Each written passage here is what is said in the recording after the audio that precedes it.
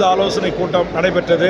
இலங்கை தீவில் தமிழீழ மண்ணில் நடந்தேறிய விடுதலை போராட்டத்தில் முகங்கொடுத்து நின்ற எமது பொதுமக்கள் மீது சிங்கள பௌத்த பேரினவாத அரசு உலகத்தின் 20 நாடுகள் துணையோடு உலகத்தில் தடை செய்யப்பட்ட ரசாயன பாஸ்பரஸ் குண்டுகளை போட்டு எமது மக்களை கொத்து கொத்தாக கொன்று அழித்தார்கள்.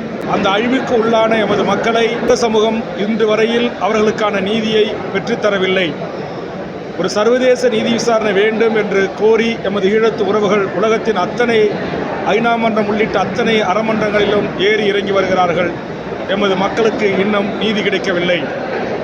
இந்த சூழலில் தமிழக வாழ்வுரிமை கட்சி தொடங்கப்பட்ட காலத்திலிருந்து ஒவ்வொரு ஆண்டும் முள்ளிவாய்க்கால் நினைவேந்தல் நிகழ்வை தமிழ்நாட்டின் பல்வேறு பகுதிகளில் நடத்தி வருகிறது.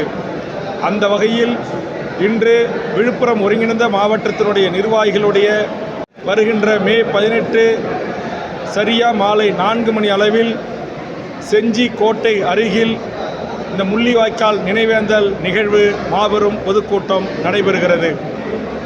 இந்த கூட்டத்தில் எமது வீரம் சிறந்த விடுதலை புலிகளின் போராட்டத்திற்கு முகங்கொடுத்து நின்ற அப்பாவி பொதுமக்களை நீங்கள்தான் புலிகள் என்றும் மக்கள்தான் புலிகள், புலிகள்தான் மக்கள் என்கிற அடிப்படையில் சிங்கள பௌத்த பேரினவாத அரசு கொன்று ஒழித்ததற்கான நீதி தொடர்ந்து வலியுறுத்தி வருகிறது. அந்த வகையில் அந்த உயிர் தியாகம் செய்த பொதுமக்களுக்கு ஒரு மாபெரும் நினைவேந்தல் பொதுக்கூட்டமாக இந்த கூட்டம் விழுப்புரம் மாவட்டம் செஞ்சி கோட்டை அருகில் நடைபெற இருக்கிறது என்பதை தெரிவித்துக் கொள்கிறேன். எங்கள் தமிழக வாழ்வுரிமை கட்சி என்பது மும்மொழி கொள்கை, மோசடி கொள்கை, இருமொழிக் கொள்கை, ஏமாற்றுக் கொள்கை, ஒருமொழி கொள்கையே உன்னத கொள்கை. உலகத்தின் எல்லா மக்களும் அவரவர்கள் தத்தம் தாய்மொழியில்தான் படிக்கிறார்கள், சிந்திக்கிறார்கள், அறிவியல் கண்டுபிடிப்புகளை கண்டுபிடிக்கிறார்கள். ஆதலால் ஆரம்ப கல்வி முதல் ஆராய்ச்சி கல்வி வரை எங்கள் தமிழ்நாட்டில் தாய்மொழி, தாய் தமிழ் மொழி கல்வி பின்பற்றப்பட வேண்டும் என்று நான் விரும்புகிறேன். அதே நேரத்தில் உலகை தொடர்பு கொள்கின்ற மொழியாக ஆங்கிலம் இருக்கின்ற காரணத்தினால் ஆங்கிலமும் கற்றுக்கொள்ளலாம். அதில் எந்தவித ஒரு தடையும் இல்லை என்பது தமிழக வாழ்வுரிமை கட்சியின் கருத்து. ஒவ்வொரு இனமும் இயங்குகிறது. தாய்மொழியை இழந்த இனம் தத்தமது வரலாற்றை இழந்திருக்கிறது. ஆதலால் நாங்கள் உலக மொழிகளுக்கெல்லாம் தாய்மொழியான எங்கள் தமிழ் மொழியை எங்கள் தமிழ்நாட்டில் ஒன்றிய அரசு அலுவலகங்களில், மாநில அரசு அலுவலகங்களிலும் அலுவல் மொழியாகவும் ஆட்சி மொழியாகவும் இருக்க வேண்டும். கல்விக்கூடங்களில் அது பயிற்று மொழியாக இருக்கப்பட வேண்டும். அதுதான் ஆரம்ப கல்வியிலிருந்து ஆராய்ச்சி கல்வி வரையிலும் எங்கள் தாய்மொழி தமிழ் கற்பிக்கப்பட வேண்டும். ஆனால் இங்கு தமிழ் எழுத, படிக்க, பேச தெரியாமலேயே பட்டம் பெறலாம் என்கிற ஒரு நிலை இருக்கிறது. இந்த நிலை மாற்ற மாண்புமிகு தமிழ்நாடு முதலமைச்சர் அவர்கள் நடவடிக்கை எடுக்க வேண்டும் என்று தமிழக வாழ்வுரிமை கட்சி கேட்டுக்கொள்கிறது. இன்றைக்கு இந்தியை அறிவுறுத்தலோடு எமது மாணவர்களின் விருப்பத்திற்கு இணங்க இந்தி உள்ளிட்ட உலகத்தின் எந்த மொழியை வேண்டுமானாலும் எமது பிள்ளை செல்வங்கள், எம் தமிழ் மாணவர்கள் கற்றுக்கொள்ளலாம். அதில் எந்த தடையும் வேண்டும் என்று நாங்கள் கேட்கவில்லை. ஆனால் கட்டாயமாக எங்கள் அரசு அலுவலகங்களில், எங்கள் பொது இடங்களில் நீங்கள் எங்கள் தமிழ் மொழியை அழித்து இந்தியை எழுதுவதும், இந்தி பெயர் பலகை வைப்பதும், எங்கள் வங்கி சலான்களில் இருந்த தமிழை தூக்கிவிட்டு இந்தியை புகுத்துவதும், தேசிய நெடுஞ்சாலைகளில் இருந்த தமிழ் பெயர் பலகை அகற்றப்பட்டு ஆங்கிலம், இந்தி வைப்பதும் நாங்கள் எதிர்க்கிறோம். இங்கிருக்கிற ஒன்றிய அரசு அலுவலகங்களில் எங்கள் தாய்மொழி அலுவல் மொழியாக இருக்கட்டும், தொடர்பு மொழியாக ஆங்கிலம் இருக்கட்டும், மூன்றாவது மொழியாக வேண்டுமானால் ஒன்றிய அரசு அலுவலகங்களிலே நீங்கள் வைத்துக் கொள்ளுங்கள். ஆனால் தமிழ்நாட்டில் இருக்கிற ஒன்றிய அரசு அலுவலகங்களில் எங்கள் உன்னதமான உயிரைவிட மேலான எங்கள் தாய்மொழி தான் அலுவல் மொழியாக, ஆட்சி மொழியாக, மக்கள் பயன்பாட்டு மொழியாக இருக்க வேண்டும்.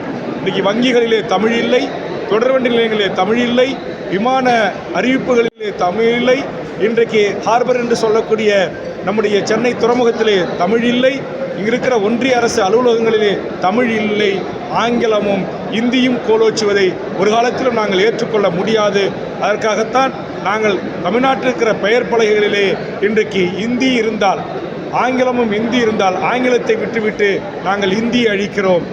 அந்த இந்தி இருக்க வேண்டிய இடத்திற்கு மேலாக, ஆங்கிலம் இருக்க வேண்டிய இடத்திற்கு மேலாக எங்கள் உயிரினும் மேலான தமிழ்மொழி இடம்பெற வேண்டும் என்று நாங்கள் சொல்லுகிறோம். எங்கள் மீது எதையும் நீங்கள் திணிக்காதீர்கள். இன்றைக்கும் தமிழ்நாட்டில் லட்சக்கணக்கான மாணவர்கள் இந்தி படிக்கிறாங்க, இன்றைக்கு உருது படிக்கிறாங்க, இன்றைக்கு ஜாப்பனீஸ் படிக்கிறாங்க, இன்றைக்கி சைன மொழி படிக்கிறாங்க, ரஷ்ய மொழி படிக்கிறாங்க. உலகத்தில் இருக்கிற பல்வேறு மொழிகளை நாங்கள் கற்றுக்கொள்வதிலே பெருமை அடைகிறோம். ஆனால் எங்கள் மீது முயற்சிப்பதை நாங்கள் கடுமையாக எதிர்க்கிறோம். உலகத்தில் ஒரே ஒரு இனம்தான் தங்கள் உயிரை விட மேலான மொழி, தாய்மொழி எங்கள் தமிழ் என்பதற்காக தங்கள் தேக்குமர உடல்களை தீக்கரையை ஆக்கி மொழிப்போர் போராட்டத்தில் உயிர் நீத்த மாவீரர்களை கொண்ட ஒரு இனம் என்றால் அது உலக பூமிப்பந்தில் தமிழ் இனம். அந்த அடிப்படையில் தான் நாங்கள் இந்தி திணிப்பை எதிர்க்கிறோம், இந்தியை எதிர்க்கவில்லை. எங்களுடைய நிலைப்பாடு தமிழ் கட்டாயம் இருக்க வேண்டும், ஆங்கிலம் இருக்கலாம், அதை அழிக்கணுன்ற அவசியம் இல்லை. ஏன்னா உலக நாட்டைச் சேர்ந்த எவ்வளவோ பயணிகள் இங்கு வருகிறார்கள். அதனால் அவர்கள் படித்து தெரிந்து கொள்வதற்கு உலக மொழியாக இன்றைக்கு ஆகிவிட்ட ஒன்று ஆங்கிலம். அதனால் அதை நாங்கள் இருக்கலாம்னு சொல்கிறோம். ஆனால் அது கூட என் உயிரை விட மேலான என் தாய்மொழி அழித்து அது மட்டுமே இடம்பெற்றால் அதை நாங்கள் எதிர்க்கிறோம். நாங்கள் தெளிவான புரிதலோடு இருக்கிறோம். அதே மாதிரி ஹிந்தி கூட இருந்துட்டு போட்டோம் மத்திய அரசு அலுவலகங்களில். முதல்ல தமிழ்நாட்டுடைய ஆட்சி மொழி, அலுவல் மொழி, பயிற்று மொழி எங்கள் தமிழ் மொழி. நீங்கள் சிபிஎஸ் ஸ்கூலில் எங்கள் தமிழை சொல்லிக் கொடுங்க, இன்டர்நேஷ்னல் பள்ளிகளில் எங்கள் தமிழை சொல்லிக் கொடுங்க, நீங்கள் ஆங்கிலம் சொல்லிக் கொடுங்க, அப்புறம் நீங்கள் இந்தியை சொல்லிக் கொடுங்க. நாங்கள் தமிழே சொல்லித்தர மாட்டோம், தமிழே இருக்காது, ஆனால் கண்டிப்பாக இந்தி படிக்க வேண்டும் என்று எங்கள் தமிழ்நாட்டு மாணவர்களிடத்திலே கட்டாயப்படுத்துகின்ற போது, இந்தியிலே தேர்வை கட்டாயப்படுத்துவது போன்று வங்கி சலான்களிலிருந்து, தொடர் வண்டிகளிலிருந்து, விமான நிலையங்களிலிருந்து, கப்பல் துறைமுகங்களிலிருந்து எல்லாவற்றிலும் நீங்கள் இந்தியை புகுத்துவதை நாங்கள் எதிர்க்கிறோம். தலைவர்களுடைய கூட்டத்தை மாண்புமிகு தமிழ்நாடு முதலமைச்சர் நேற்று கூட்டியிருக்கிறார். அதில் தென் இந்திய முதல்வர்களோடு சேர்ந்து ஒரு ஒத்த கருத்தை உருவாக்கி இந்திய நாட்டின் ஜனாதிபதி அவர்களை சந்திப்பது என்று முடிவு செய்திருக்கிறார். 30 ஆண்டுகளுக்கு இதை நடைமுறைப்படுத்தக்கூடாது என்று சொல்லியிருக்கிறார். இப்போது இருக்கிற இந்த நம்முடைய 39 தொகுதிகளில் ஒரு தொகுதி கூட குறையக்கூடாது என்று சொல்லியிருக்கிறார்.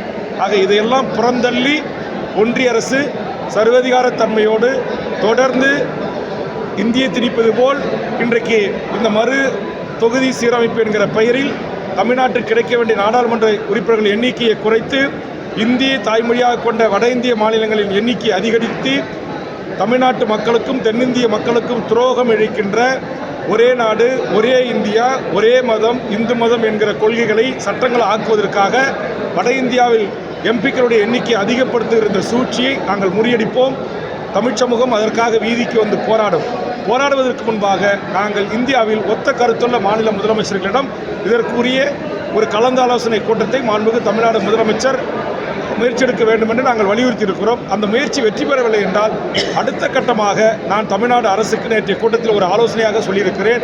தமிழக அரசு மாண்புமிகு முதலமைச்சர் இந்தியாவிற்கே வழிகாட்டியாக ஒன்றிய அரசினுடைய திட்டங்களுக்கு ஒத்துழைப்பு தரக்கூடாது, அதனால் ஒத்துழைமை இயக்கத்தை நடத்த வேண்டும், ஜிஎஸ்டி என்கிற வரியை தரக்கூடாது, சுங்கம் என்கிற சொல்லக்கூடிய டோல்கேட்டுக்கு சுங்கம் செலுத்தக்கூடாது, என்எல்சிக்கு நிலம் கையகப்படுத்தி தரக்கூடாது, பரந்தூர் விமான நிலையத்துக்கு நிலத்தை கையகப்படுத்தி தரக்கூடாது, அதானி துறைமுக விரிவாக்கத்திற்கு ஒத்துழைப்பு தரக்கூடாது. இதுபோன்று ஒன்றிய அரசினுடைய எந்த திட்டத்திற்கும் நாம் ஒத்துழைப்பு தராமல் ஒன்றிய அரசோடு ஒத்துழைமை இயக்கத்தை நடத்தியாவது ஒன்றிய அரசை நாம் புரிய வைக்க வேண்டும் அல்லது நம்முடைய கோரிக்கைகளை ஏற்றுக்கொள்ள வைக்க வேண்டும் என்கிற கருத்தை என்னுடைய ஆலோசனையாக நேற்றைய அனைத்து கட்சி தலைவர்கள் கூட்டத்தில் தமிழ்நாடு அரசுக்கும் மாண்புமிகு முதலமைச்சருக்கும் நான் தெரிவித்திருக்கிறேன்.